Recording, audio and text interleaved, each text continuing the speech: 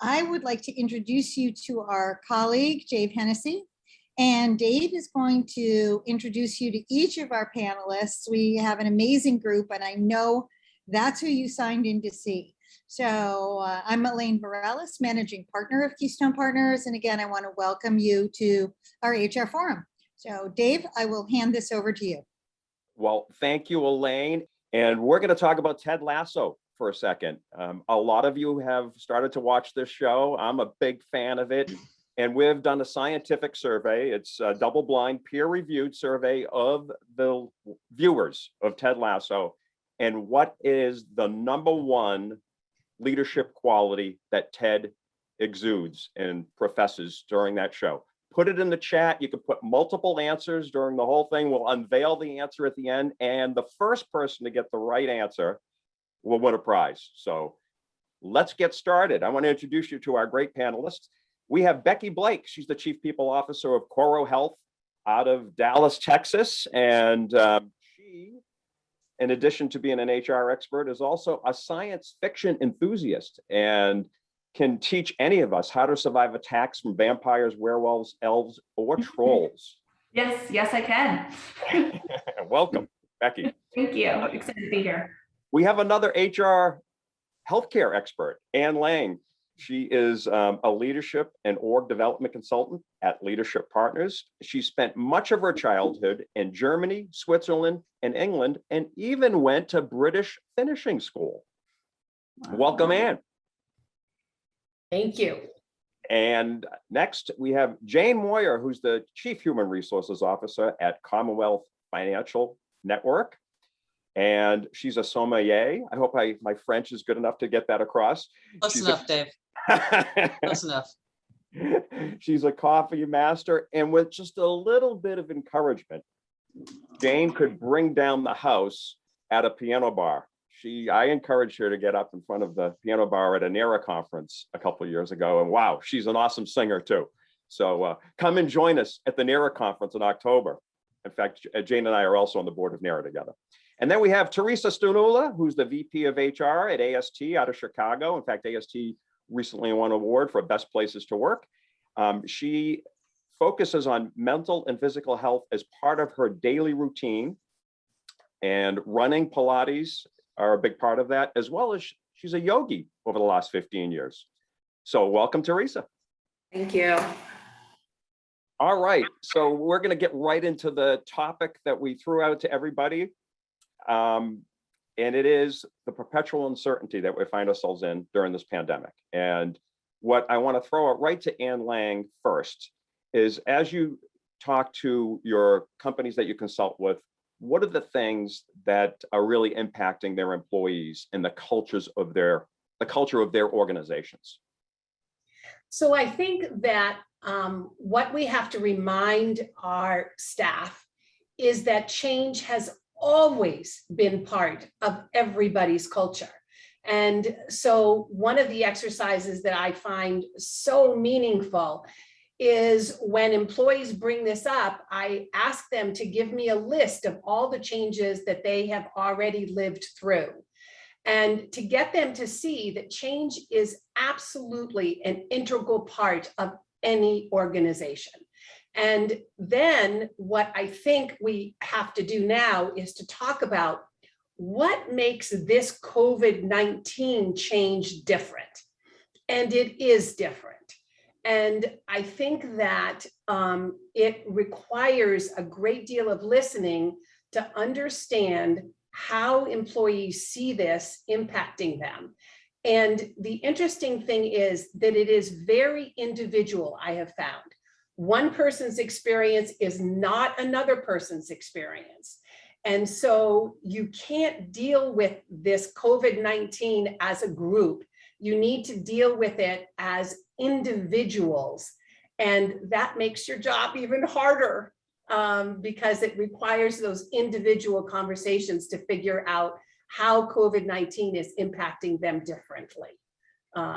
So that's what I would say. Excellent.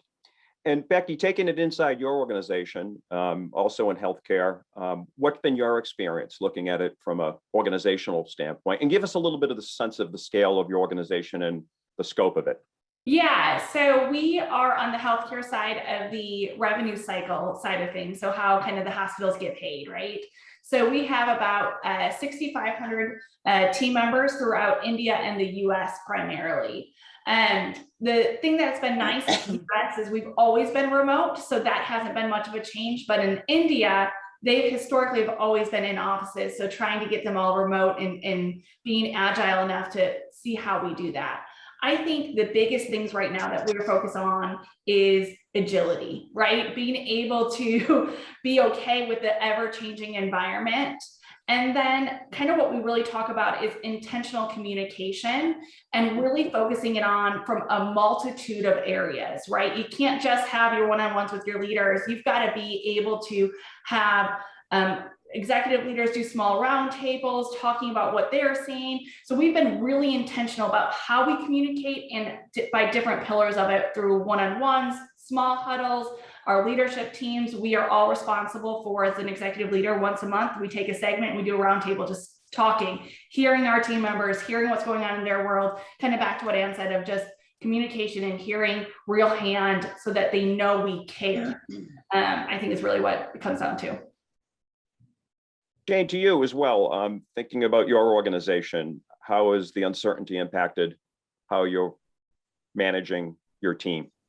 Yeah, thanks. I'm just taking a note here. So if you look at me, I approach life as if there's going to be a test at the end. So I take notes on everything here. So if you see me looking to the side here, I'm taking notes, make sure I answer the question. So Commonwealth Financial Network is we're a financial services organization. We support financial advisors in the United States. We've got about 1,000 employees, but we support about 2,000 financial advisors and then their offices and organizations. And just a little plug, we just won for the 8th time the J.D. Powers Award for the best in our industry. So we're very proud, and we're family owned, so we're privately held.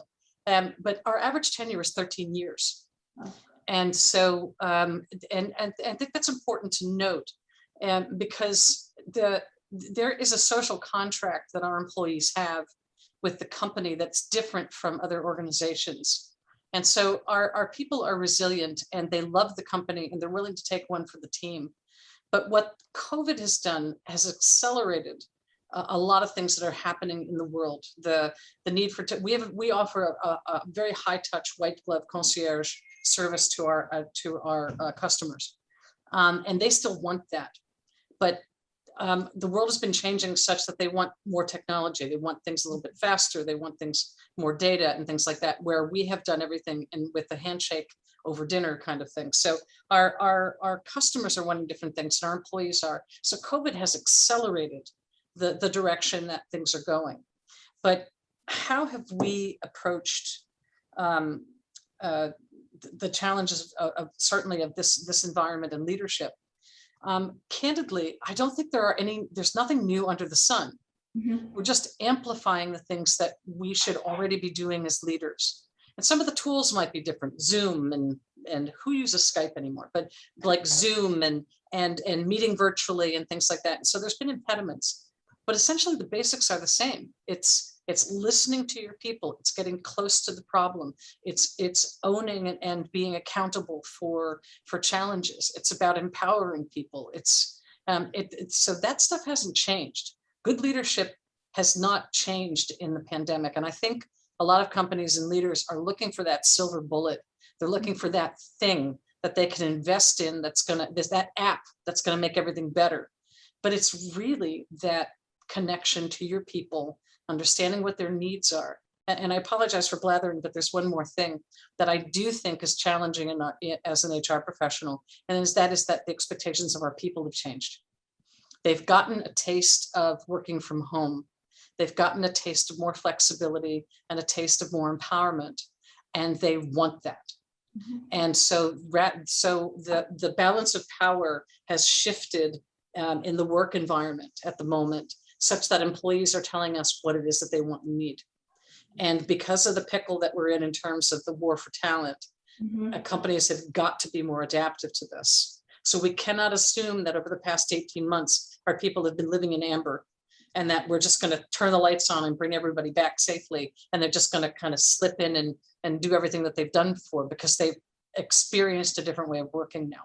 And that's what we're challenged with. But the leadership skills are the same. That's a good point. And also a good point that there is no pandemic playbook, so we really have to rely on the great leadership qualities that we have in our teams. They don't teach you this stuff in grad school. They don't. Teresa, same question to you. What's been your experience and your approach at AST?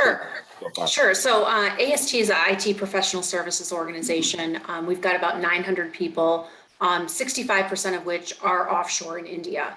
And then the remaining people, within North America. Before the pandemic, we had a very heavy travel base in North America. So we had, the majority of our people were on site with clients, right? Whether it's commercial clients or the public sector. So that has been a huge shift in how we do things, how we communicate, how we work with clients. It's really impacted the way that we use technology. Every client embraces technology a little bit differently. So that's certainly shifted the way that we work. And we're now seeing those clients getting ready to bring us back, right? So we've got policies, they've got policies. Whose policy do you follow? Are people ready to travel? Through the pandemic, what we've tried to keep consistent on is communicating to our people. Like we've talked about, everybody's mentioned that, just increasing the communications, making it personalized, understanding people's limitations, understanding when and how they need support. But I think the additional challenges are definitely ahead of us in how we do bring people back to work. Do we bring people back to work? And, how flexible do we continue to be? One huge thing for us is our leadership team is very flexible. Our CEO works remotely, has a great deal of trust for the organization. So I think from that standpoint, we've adapted really well. But I think it's yet to be seen kind of how we move forward. But one thing that we will, continue to do is communicate openly, communicate honestly, with as much transparency as possible to the employee base, and try to make sure that we continue to support their needs and kind of meet them where they are, and not move too fast, because I think the reality is the job market's getting tighter and tighter, and you can't afford to upset 5 people, for something, so you've got to really be adaptable and be able to meet them where they are and help them along in the journey. Thank you. This could be anybody can chime in on this question. Where so many employees, and I think one of you had mentioned to me before that you've hired a lot of employees that haven't even met, a big chunk of your employees haven't met each other yet in person, or they haven't met anybody from the company in person.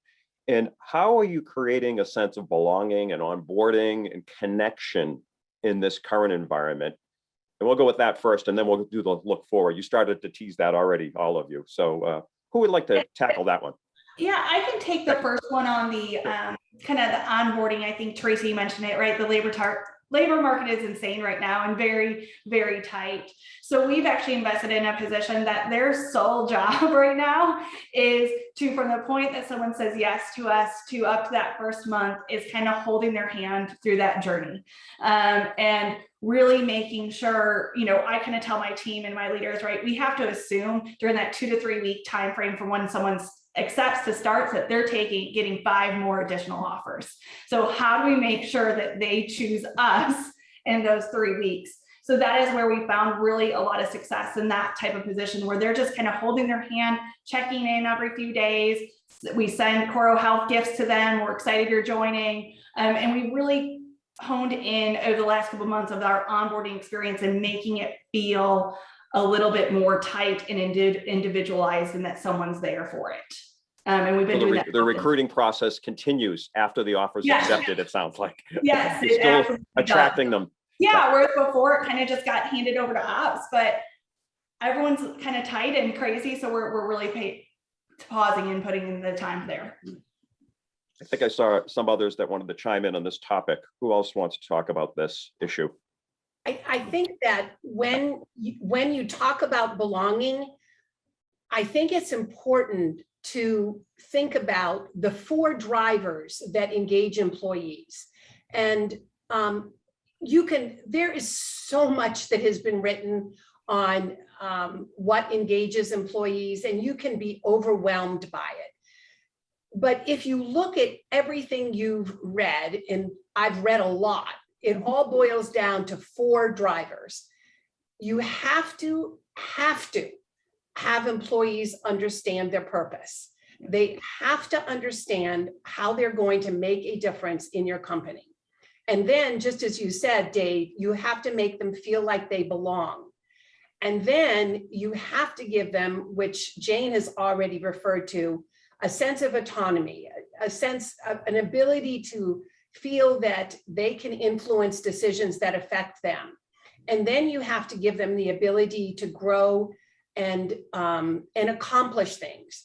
And those are the 4 drivers. And so I like to look at those 4 drivers together, because one of the things that can happen, and I've observed it, and I bet everybody on this call has observed it, in your orientation process, you probably tend to focus more on how. This is how we do payroll. This is how we do this. This is how we do this. Right. But the research will show you that is not what connects employees.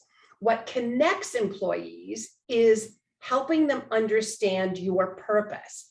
And so the more stories that you can tell during the recruitment and orientation process about how your company has made a difference in people's lives, the more they will feel that they belong. So it's an irony there, that the belonging initially is going to come from focusing on purpose. And it's fascinating that the smallest things can make a difference when an employee hears those stories. And so I encourage all of you to have your stories up front and center about how your company makes a difference. And that will help your new employees feel like they belong. And then you have to have a sense of humor. And I loved the article that started with, the title was, I have no idea how tall my coworkers are. Yeah. And you don't. And it's just really fun to talk about that. And then a lot of people I know are doing things on Zoom calls where they ask people to talk about something important in their life, an artifact in their life. And, you know, I'm not a touchy-feely person. That doesn't come naturally to me. But those are the kinds of things you're going to have to do more frequently to build that sense of belonging. Dave, a couple of points to build on that. So companies that the ones like Becky and Teresa work for, they're global companies. Global companies know how to do this. I worked for a company called Maersk, the largest company you've never heard of, based in Copenhagen, and they have people all over the world. They've got 150 offices all over the world, and everybody understood what the values were, and they bled blue. They really believed in what they did, and they were thousands of miles from corporate headquarters, and maybe never have been to Europe, but they knew what it was. And we implemented, when I was at Starbucks, I have a peripatetic career, but at Starbucks, you know, it all started with the hiring process. And what we believed was, I can teach you how to make a latte, but I can't teach you how to care about it. Yeah. And so that sense of belonging started with the interview process. And it wasn't, to Anne's point, about the how. I can teach you how to make that latte. Right. But we wanted to hire people who cared deeply about the customer experience. And so we changed our hiring profiles. And then the last thing I would say, in the company where I currently am, and I actually helped start this at Xerox, again, a long time ago, was our onboarding process we called Einstein. And that stands for everything I need so that I'm not new. It actually spells Einstein, but work with me on this. And the idea— Most the idea acronyms do that. Yeah, I know. Yeah, you kind of work with it, but Einstein. So the idea was, to Anne's point, it was based on adult learning theory, and that adults learn when they need to learn something. And so by shoveling your new employee orientation and just putting stuff on people was not creating that stickiness and that sense of belonging. And so the first week, you just surround people with what it is that they need to know and who they need to know, and that sense of belonging. And then the concentric circles get bigger and bigger. And the higher you are, the longer your onboarding takes. So here at Commonwealth, I hired a fantastic vice president about a year ago. Her onboarding was at least 6 months. Mm-hmm. I have a brand new VP of talent management. His onboarding will be at least 6 months. to create that sense of success, then and create the depth that I want versus I want the vertical versus the horizontal. Yeah. And so I would suggest again, very carefully looking at your hiring practices, very carefully looking at your onboarding practices, and creating that stickiness as early as possible, such that people feel something versus they know, because you're hiring for what they know how to do. Yeah.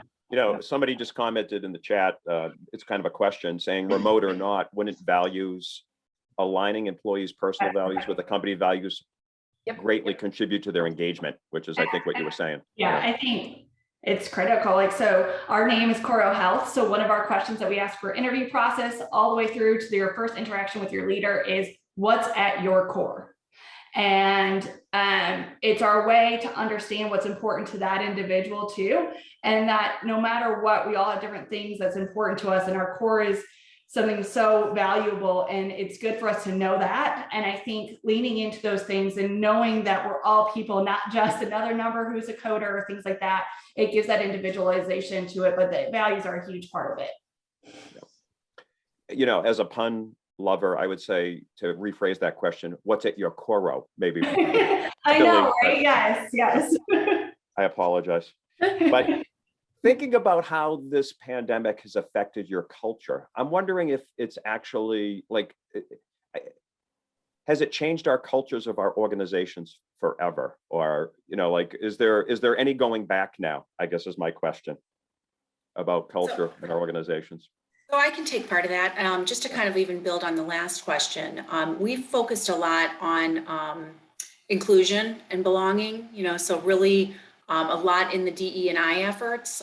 We've created employee resource groups. We've created a diversity council. I think that has added a lot to our culture of getting people to understand one another more on a personal level, being able to share more about themselves, their culture, you know, kind of the differences that every person has, you know, whether it's race or religion or gender, but just kind of focusing on those and talking amongst a group of people.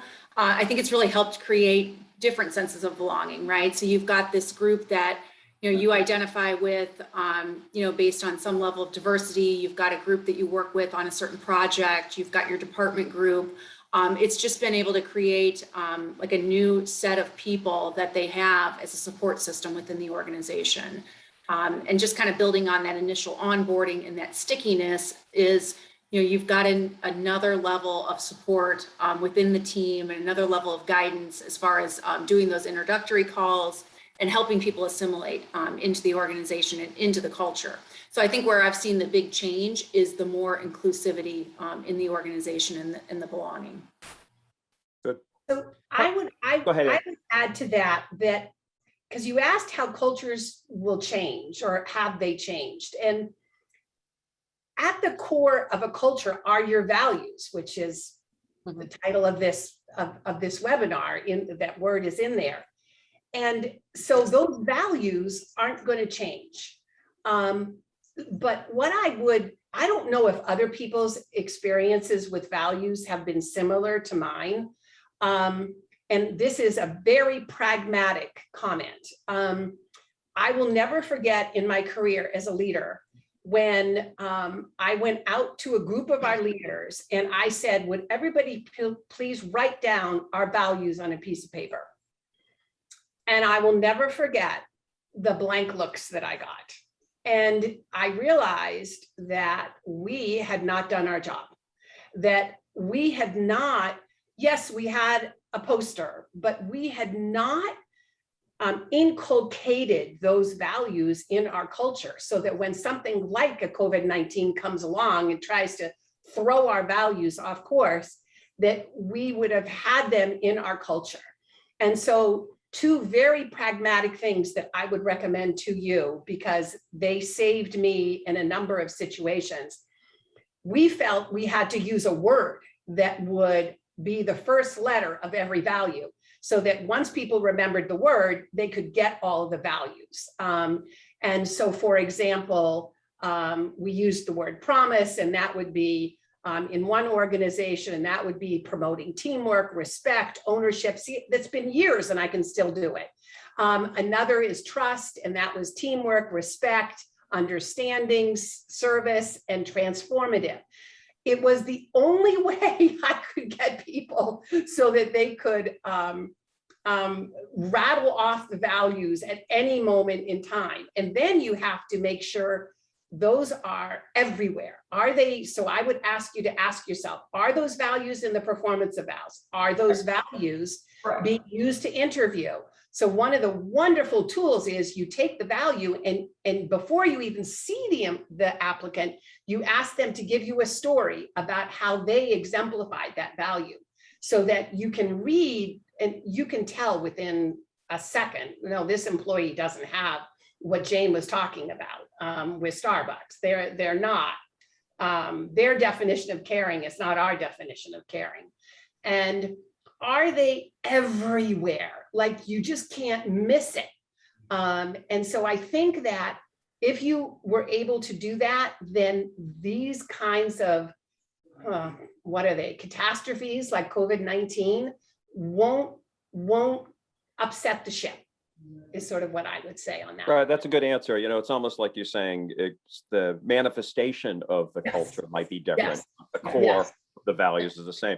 Go ahead, Jane. So yeah, to that point, I mean, the values don't change, but what we have found here at Commonwealth, so I started in the middle of the pandemic. And so I still haven't met probably half my team. And to your point about the article, I tell everyone that I'm 6'6". They have no idea.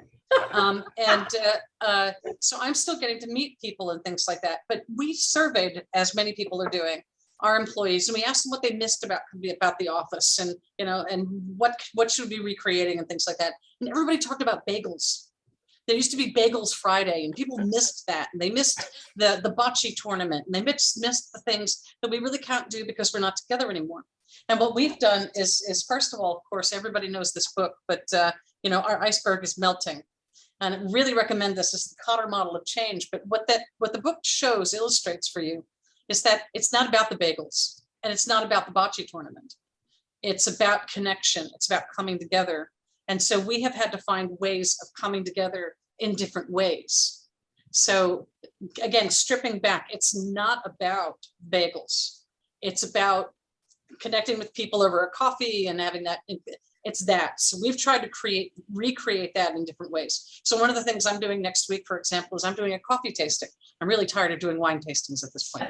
But so I'm doing a coffee tasting with my team. And we sent everybody coffee and some biscuits. And I mean, I know everybody's doing stuff like this, but again, it's not about the coffee and the biscuits. Mm-hmm. It's about the connection and the conversation. And so we're trying to recreate this in the time of COVID in ways that are safe and still engaging, and it's working. That's good. Becky, a question, has anything surprised you about your organization's resiliency, maybe individuals or teams along the way? Absolutely, right? We are unique because we formed as a company in January of 2020. So when we think about values, like Anna was saying, we published our values the first week in March of 2020. So it's been an interesting ride. And I think the resilience has been incredible. And I think it comes down to the support that we give everyone. And it's okay to not be okay, right? And to be able to lean into each other, have those conversations, and no idea is a bad idea. And then the other kind of number one thing I say to people when through resilience in hard times, and it's our motto at CorroHealth, especially in leadership, is assume positive intent. The amount of times that people can just, especially right now, get short because there's frustration. We don't have enough team members. We don't have this. And you just get short. And if we assume positive intent, the way that we can all be resilient and lean into helping each other through it has been incredible, one, to witness and watch over the last 18 months, and that we're continuing to push into. Anything surprising about way people or your organization have struggled? Anything surprising during this period? You or Becky or anybody, any of the panelists? I think I can be very honest at first. I think we thought it was going to be super simple of, okay, we've been remote in the US, right? We can do this in India. So we focused so much on the process, right? Get them computers, get them shipped to the house, all those things. But what we missed is how do we engage, right? How do we really go into and lean into engagement of not only the team member themselves, but when you're working at home, it's your families, it's your pets, it's everything. So how do we all come together and really engage? And I think we had some hiccups at first through that, and we figured out how critical it has been for us to engage not only our team member, but their families and different things that we've been doing, such as talent shows with families and kids and things like that. Good. Anybody else that has like some surprise, anything surprising that's happened as far as the way the organization has done really well in people, or any surprising struggles in your organization? I think we underestimated the ability for people to kind of manage themselves, like manage their own work-life balance. We probably did not give enough resources early on to help people know when to turn off, know when they had to be online, not be online. Given that we've got so much staff in India, it's essentially almost a 24/7 operation. So there's always somebody working. That doesn't mean you have to be working. Yes. So I think going back, could we have, kind of reset expectations very early on? That would have been helpful, because I think we had a lot of people that were under the pressure of, I have all this COVID, COVID is going on, but there's also the fear of losing my job, right? Are we losing work? Are things slowing down? So we had a lot of that early on that I think just added to that pressure of people working hours that were not necessary and responding to things when they should have been taking care of family or taking care of themselves. So just trying to be more proactive on that early on would have been great. Teresa, you bring up a question. We just got a question that came in from the chat, and I had it actually that I was going to ask you as well. What kinds of things are you doing to provide, not just you, all the panelists, to provide support and flexibility to employees? And, how do I find that right balance with the flexible work schedule today?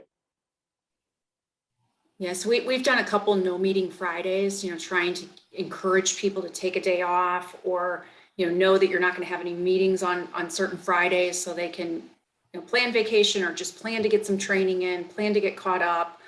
Other things, we've done like the mental health webinars. We've tried to, do that level of outreach with people. We've done a lot of surveying of staff and trying to pinpoint certain groups where people are overscheduled. Tried to bring in additional staff as well to try to help some of the areas that are clearly working more than a 40-hour week, or even a 50-hour week. So trying to kind of pinpoint and help things from that matter. Good. Anybody else on flexible? Go ahead, Jane. Yeah. Again, my organization, we're all about customer service. I mean, that it's absolutely paramount. We offer, white glove service to our customers. We asked them what it is that they needed from us. And they told us that they want intimate relationship in a work appropriate way with our employees. That they want to call somebody, have them pick up the phone and know their business. So for us, that's about longevity and no turnover and things like that.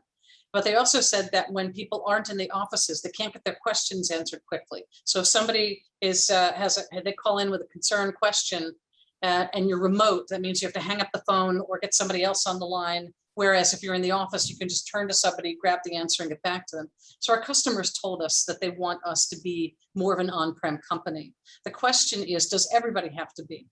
And so we have, one of the challenges that we have is, does everybody have to be flexible? Does everybody have to be in the office? Do you do this organization by organization, by whether or not you're customer facing or not? So we're still figuring this out, but we're letting our customers guide us when it comes to this. There's one other thing that I wanted to bring up here, and I think it's important for all of us, and that's strategic workforce planning and understanding who our foxhole employees are. And in this time when things are squirrely out there and somebody's rung a bell and 15% of your employees stand up and go someplace else, right now it's mission critical to understand who your absolute key employees are and making sure that they're engaged and you're close to them. And so we have decided that we are an on-prem company with flexibility, so 60% of the time.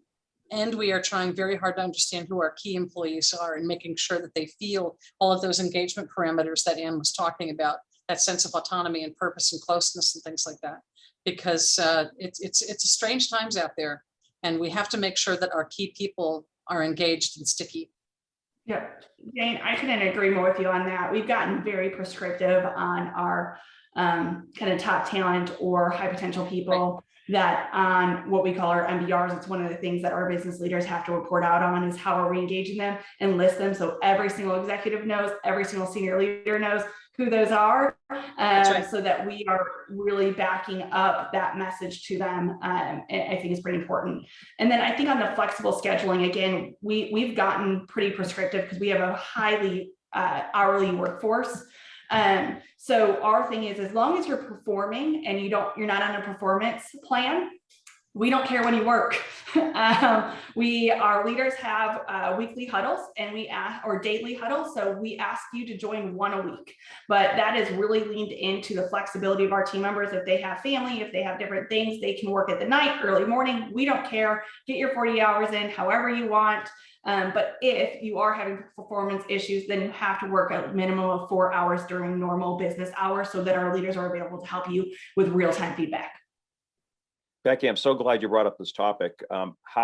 Just a question for all of you, how are you managing performance in general? So how are you helping managers manage performance during this pandemic and working remotely? And how has that been a challenge for you? How have you overcome it for your managers?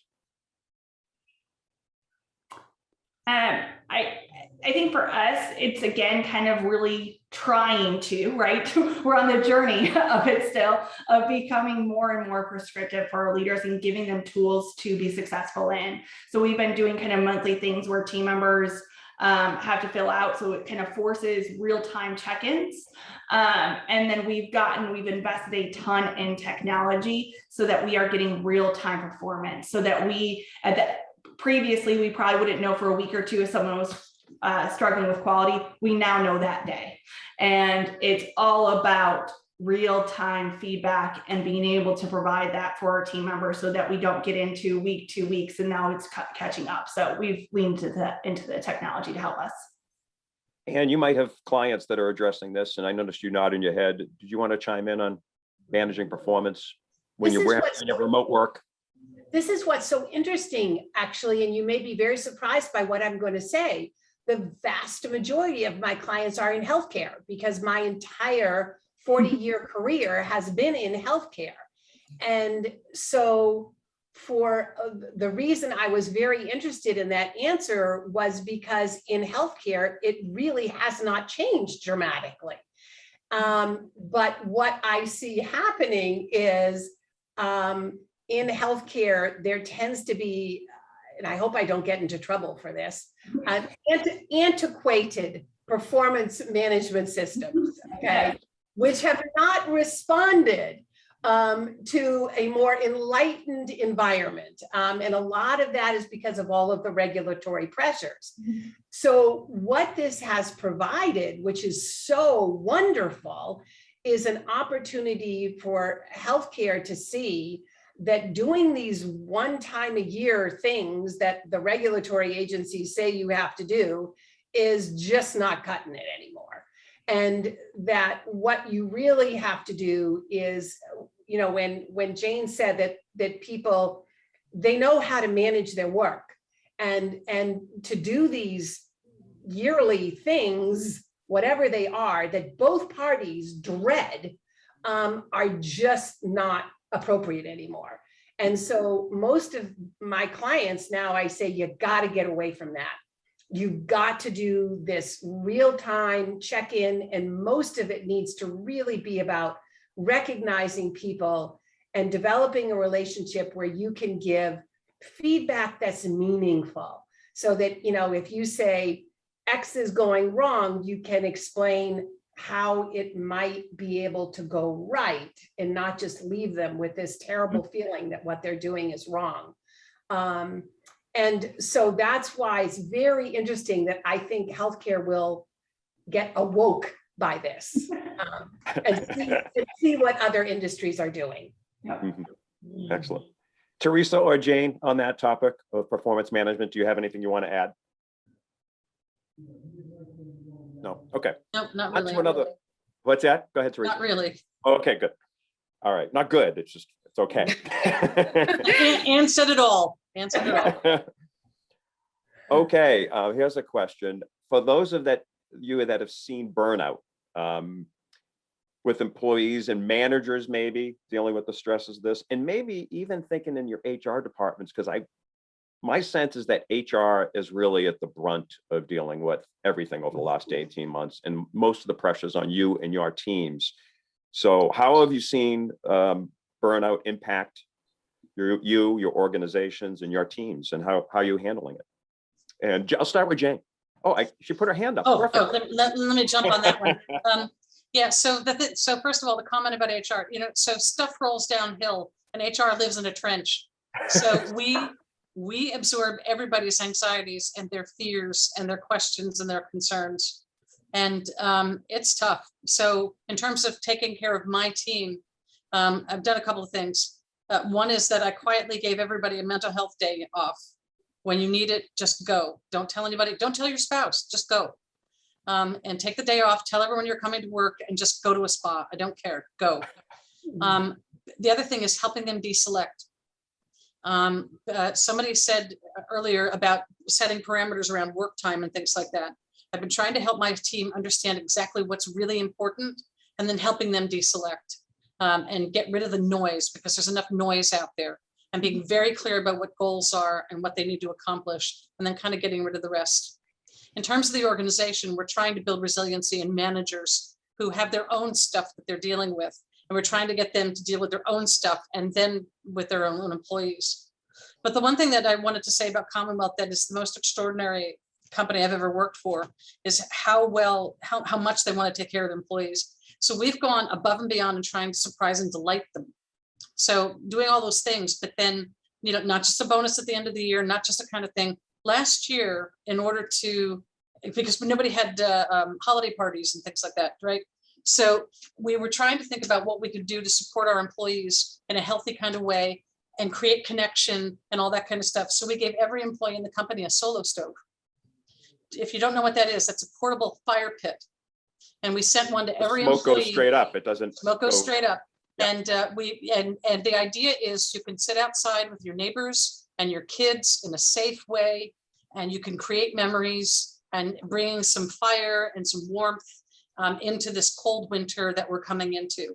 Now, again, we're in a financial position where we can do something crazy like that, but that's the kind of thing that we do. Next week, we have people who want to come into the office. Right now, it's voluntary. We have a lady who makes cotton candy coming in. Don't tell my employees, but she's going to walk around and make cotton candy for them. We have bagels on Wednesdays, yeah, but we do these surprise and delight things periodically to shake people up, to make them feel appreciated, and to do just something kind of offbeat and fun. And that's really worked and created connection for us. I think that there are two things I've learned to talk about when we get to this burnout issue. I hope that they help you. I think they have helped me. Help other people. And you probably all have your own. But number one is there was research done about basically, I'm going to make it extremely short, but the gist of it is they were asking a group to do these very difficult puzzles, and they played very loud music when they did it. And so the people were just getting very stressed out. And so they said, you know what, we're going to put a button in, and you have a button that you can press. And when you press that button, the music will stop. Okay. And they found all of the people in the group began performing really well. Okay. And we're not stressed by the loud music. But here's the trick. Nobody pressed the button. So what this experiment showed is people need to know there's a button that they can press. And if they know that, just knowing that is enough.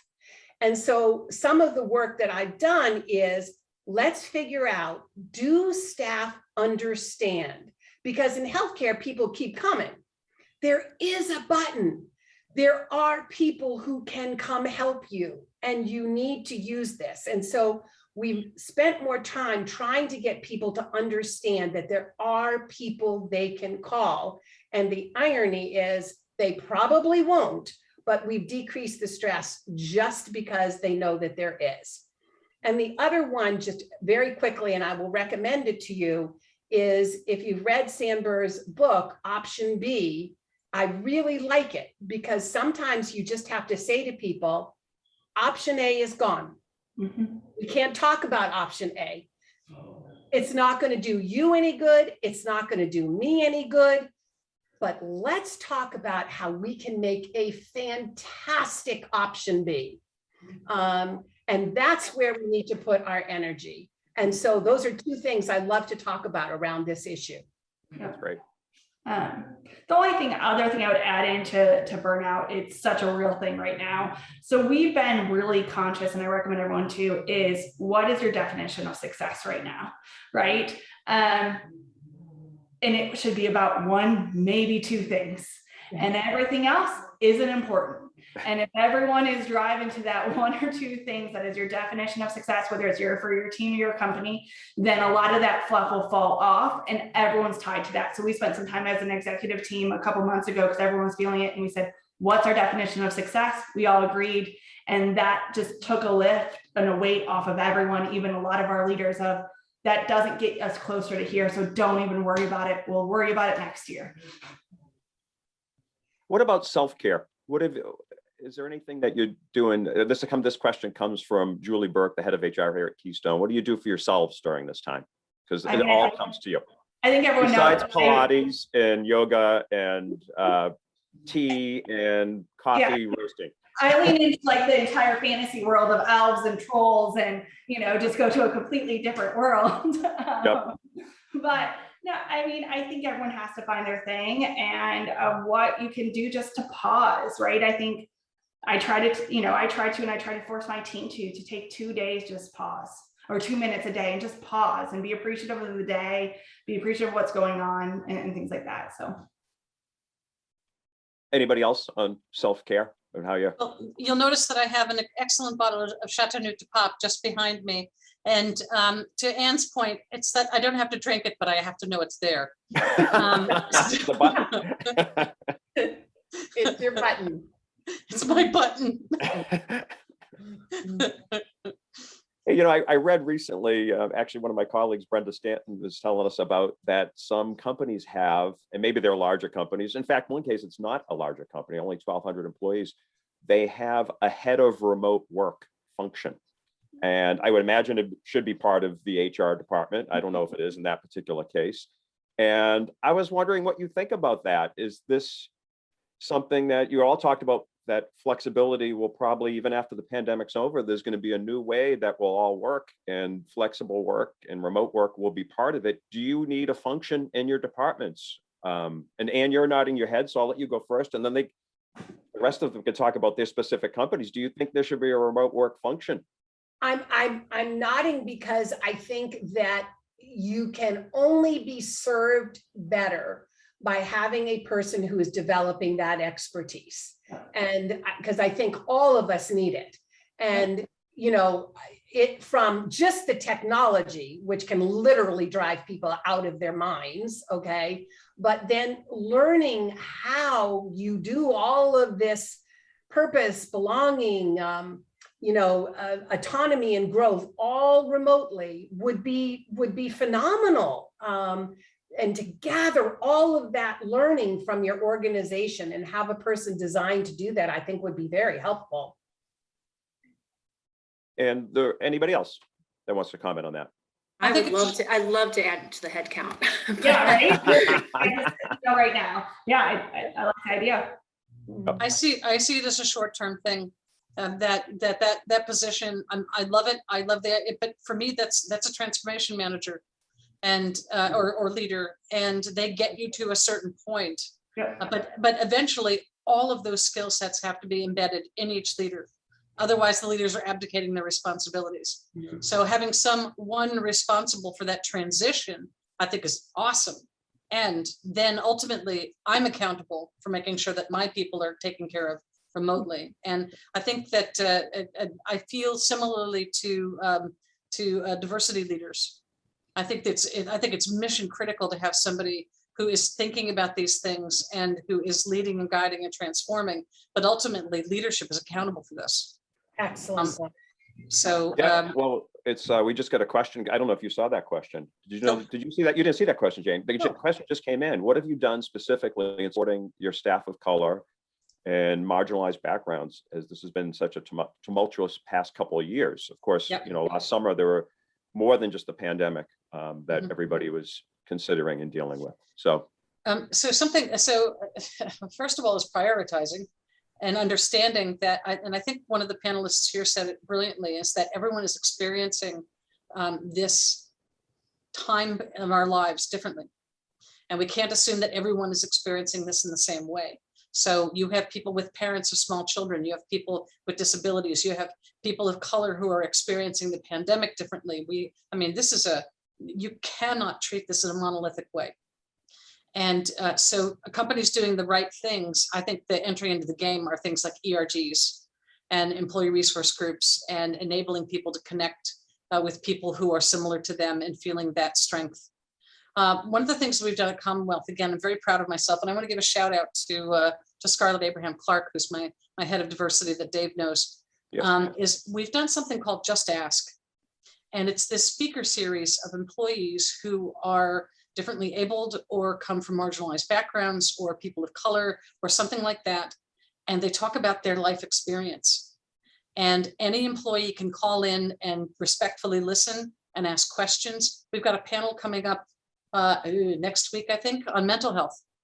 And we have 3 or 4 employees who have struggled with mental health or know people who have or love someone who is struggling with mental health. And they're going to talk about it. And it's this safe place we've created. I'm so proud of us that we've created this area of psychological safety where people talk about what it's like to be a person of color in the middle of this pandemic, or a parent of a small child and what's going on with them. And the response rate has been unbelievable. The number of people who go and listen and ask respectfully and want to listen to the stories of their peers has been unbelievable. And I was wondering, that's a great comment. And I'm wondering if you're having success, and all of you have success getting senior leaders to participate in ERGs. We can't get them out of them. It's just like, go, just get, because I'm kind of joking, but when the CEO shows up to like every ERG meeting, the folks in the meeting don't know what to do. And so we've had to coach some of our senior leaders to kind of hover in the background versus enthusiastically participate. But I know that our culture is different, but our leaders are diving right in. In fact, this Just Ask program that we're doing in a few weeks on mental health, one of our senior leaders is leading it. Teresa, you brought up ERGs. You were the first one today to mention that. Can you tell us about your experience? Yeah, ERGs. So we launched the ERGs in I believe it was June of 2020, and launched 3 of them. They've been really successful. I've actually been really surprised by just the growth that we've had within each of the groups. They're led by, they've got an executive sponsor, they've got 1 or 2 leaders, and then they've got HR support, and then they've got cultural champions that are also a part of it. So they put on, we kind of give them the freedom to put on programming, at least once a quarter for the greater organization. And they kind of decide what that's going to be. We've had sessions on resiliency where we've had women talk about, challenges that they've went through on a personal level. And it's allowed the organization to get to know them on a different level, as well as provide exposure for people in the organization that, wouldn't have been talking in front of the entire team before. Our Black and African American ERG asked us to watch a movie that was on Netflix. It was actually a really powerful movie, and it was something that I wouldn't have been exposed to. But then we had a group discussion on it, and it was, again, really powerful. People got to express themselves. And I think everybody that watched and attended, really took something away from it and learned about it. Other things we do, we've got, book groups where we might read a book, and then that group comes on and does a whole session for the whole organization put on by the ERG. So the individuals that are leading it are, maybe from our Hispanic and Latino group, where they are, conducting the book session, and the whole organization's participating. So just a way to further help people in inclusion and belonging, as well as highlight some groups within the organization. Wow, you made a lot of traction in 1 year with ERGs. That's fantastic. Yeah, it's the passion of the people that are running it, really. Dave, can I jump in here for a second? I am reading a question here, if you don't mind, of someone who wrote in and said their senior leaders don't participate. I've been in organizations where that's been the case. And what we've done is we've kind of forced them. We made that part of their performance review, that diversity, inclusion, belonging was part of their performance review or impacted their bonuses. And as part of that was for them to get involved in an ERG or some sort of program that was different from their own purview. That's great. One last question here. I don't know if we only have 3 minutes, so I probably can only take maybe one or two of you. When you think of someone in your organization who really embodies the organization's culture and is really leading well during this time of uncertainty, what are the specific things she is doing? What are her qualities, beliefs? Is there anybody that comes to mind for any of you? Just curious what kind of great leadership you're seeing. I can comment. I guess, they're listening, and they're being transparent in what their plans are and how they're communicating to employees. But most of all, they're listening to people and providing the support that they need. I would add empathy to that list. That's what I was going to say. Yeah. Oh, sorry, Becky. Yes. To me, it's listening, empathy, and communication. And not waiting for us or their leader to say, go communicate this, that are just doing it naturally and really creating that collaborative environment for their teams. Yeah, now is the time to fill in the white spaces. Yep. It's not the time to sit back and wait for people to tell you what to do. It's Correct. To look for those places where there's need and step in and be generous. Yep, I think that's the biggest one.